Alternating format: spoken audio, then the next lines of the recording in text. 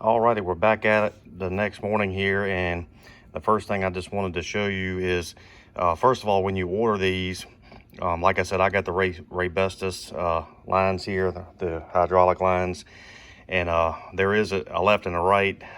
They look very similar, you know, when you unbox them and everything. And I was just trying to put this guy on the passenger side, but if you see, each side is offset. The hole is offset, and this one's on this side and this one's on this side. So I was trying to put this one on that side, but it goes up against it so tight that, you know, I needed this one, you know. So obviously this one is the passenger and that's the driver's side. So just something to little heads up before you get to going on these. If you realize you can't get it screwed in, it's for a reason. That's because of these holes are offset. Initially when I pulled these out, I just thought they were centered, but they're not. So something else that if you don't know much about brakes, is there's a hole actually in the screw here, right there. I don't know if you can see it. If I can get back here, you can see that hole. And the hole, of course, you know, corresponds with the center of this piece here, which allows the fluid to go through the screw and then through this the head here. So you can't just replace, if for some reason you booger up the threads on this, you can't just go pull out a standard size bolt. So just keep that in mind as well. So I'm gonna go ahead and get these installed and hopefully get everything pieced together. And the next step will be bench bleeding the master cylinder. Alrighty, we got the driver's side just finished up, and I just wanted to kind of show what the end result looks like. This side, the brake line cooperated, so I didn't have to replace it, although it by how I had to run the other one, it probably just goes underneath the frame and right to that same spot, so it would have been pretty easy to run a new line there if possible. So it seems like with the truck intact, these front brake lines are fairly easy to replace. I don't know if I could say the same for the ones going to the back as far as just ease, but anyway, here's how that looks there. Like I said, when you buy these, make sure you buy a driver's and a passenger side, because you can see the offset on that, and this one will not go on the other side. So, and then you know, once you I do this side first, and then the hole in this has a flat edge on it, and you'll notice when you look at this, it also has a flat edge on the back side. So this hose will only go through one way, and then once you get the hose up through enough, you just take this clip and you just tap it in, and that holds everything in place, and then you can just hook the brake line back up. So fairly simple on this end. I have sprayed my bleeders, and I need to go do the back side as well, because I did try the one on the passenger side and it didn't feel like it wanted to break loose, which kind of worried me. I did see some information from a guy that said don't sweat it if you happen to strip these, because you can basically loosen this up when you're bleeding the brakes. It's a little messier, obviously, but instead of buying a whole new caliper, you know, if you just strip that and you can't get it loose, just go ahead and loosen this while you bleed the brakes, and just put something underneath to catch everything, and then tighten it once the fluid starts coming through. So I hope I don't have to do that, but we'll see how. I'll let those soak.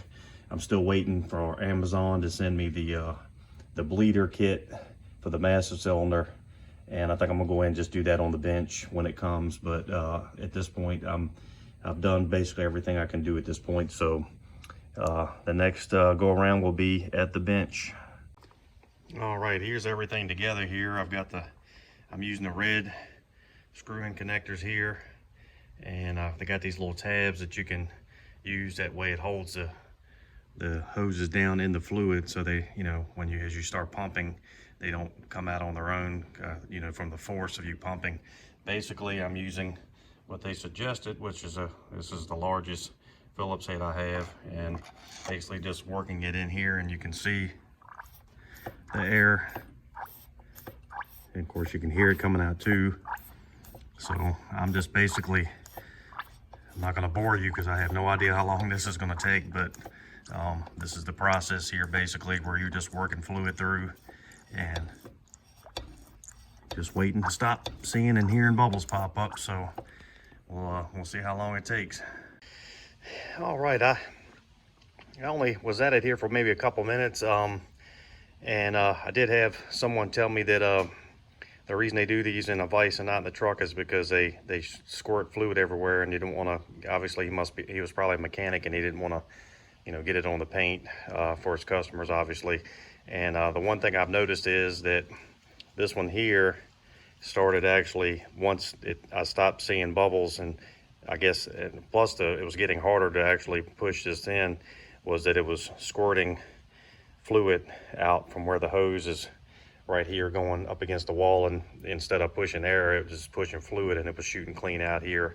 And didn't really do it in the back, but I think it may be just because I've got that one aimed straight down, and it's just not enough to really shoot it out in one direction. But by the feeling of how hard it was getting to push it, I think I'm done here. So I'm gonna go ahead and call it and go ahead and get this thing installed and get the hoses hooked up, and at that point I'll be ready to start bleeding everything out. Okay, I just got back from Lowe's because the original hose that I got that I was going to use to bleed the brakes was too small. It wouldn't fit over the bleeder nipples here on this particular truck. I'm sure what I got would have probably worked on like a newer car, like a smaller car, but in this case, this old truck, this one here is the one I just went and got. I actually got two. I got this one and I got one that's bigger, but this one, with a little effort, as you can see by the end of it there, I was able to get it over the nipple just fine. This one is a 1/4 inch inside diameter and 3/8 out. So I'll get a bit that's close to that and drill it through the top. I'm going to use a bottle like that and then fill it up with fluid. But I think the one I had before was like 3/16 inside diameter. That's why I bought this one, and I bought a size bigger that's in the bag, but I'll take that one back. This one with a little effort will go on there, and of course the tighter the better, as long as it goes over the hole. So I won't have to worry about any air leaking through. So just a tidbit for these particular trucks, you want something with a 1/4 inch inside diameter. Outside really doesn't matter. This stuff's kind of thick. Not sure what it's made for, but it's just clear vinyl tube. I believe this one was pretty cheap. This one I was able to get in like a 10-foot section for under $3. So this is what we're gonna go with here. Alrighty, just finished taking a test drive, and everything works as good, if not a little bit better than it did before, which in the grand scheme of things is what I was shooting for. Now I know I got some insurance up front with those new rubber, hydraulic lines, and with the brand new master cylinder. And I hope this is helpful to everybody, at least with the 73 to 79s at least. I'm sure there's probably some variations in there, but the one thing I noticed when I went looking around is I didn't see a lot of information for this specific series of F-100. So I know everybody's going to be a little bit different, but that's why I try to add every little nuance of what I come across when I'm doing mine. And like I said, hopefully it was helpful. And by all means, leave some comments down below for any suggestions, and I'll be glad to reply to them best I can. So other than that, hope y'all enjoy y'all's day, and God bless, and take care. We'll catch you next time. All right, I've got everything wrapped up. Wanted to talk about a couple of things real quick that will be of help to you.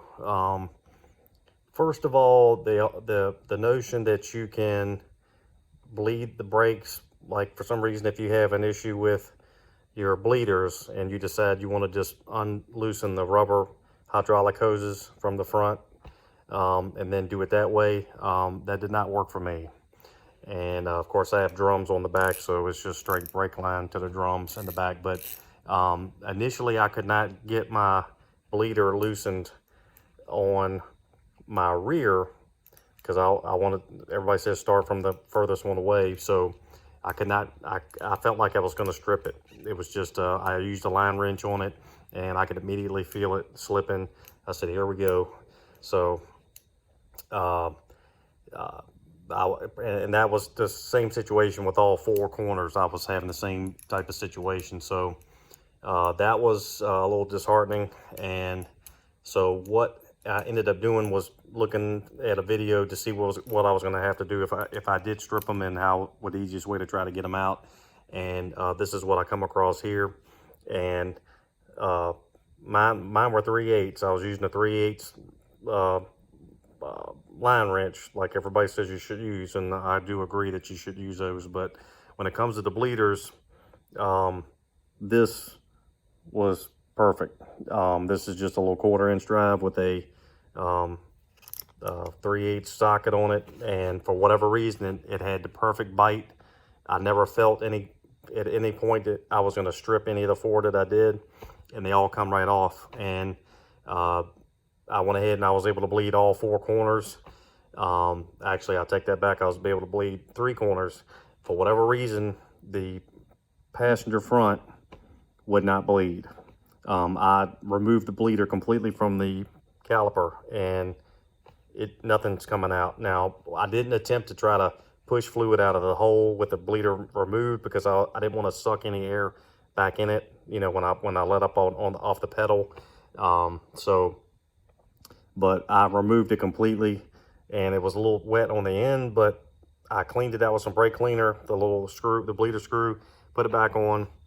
It just wouldn't, nothing would come out. So I went ahead and took it for a ride up and down the driveway, and it felt good. So I'll be taking a test ride here in a minute, long range through the neighborhood, and we'll see how that works out. And the only other thing I had a problem with was the front lines. Once I got good fluid to the front, started leaking really bad. And I'm like, what's going on here? And what it was is these little copper washers. And I don't know if you could see that, but I'm not sure if it's even half the width of a penny. But where the line connects to the caliper, between those two pieces, I noticed on the old lines that the copper washer was like every bit as thick as a penny, if not even a little thicker. And when I looked at the caliper itself, you could actually see an indentation where this washer goes, and it was inset a little bit. So right away I realized that this one that came with the hose was way too thin. So I actually chiseled, because they were kind of seized on there, but I took a screwdriver and kind of pried those 2 washers off of the old lines and put them on, and everything's fine. It stopped leaking, and I was able to bleed them, and we're good to go. So other than that, the only thing I would recommend to help us with this job is to get some help, because it would make, you know, having to get up and down from the garage floor to pump the pedal and so forth, you know, every time you loosen and tighten something, you know, it just save you some time. But we're going to go ahead and take this for a test drive and see how it does, and then we'll see if we're all wrapped up. Thanks.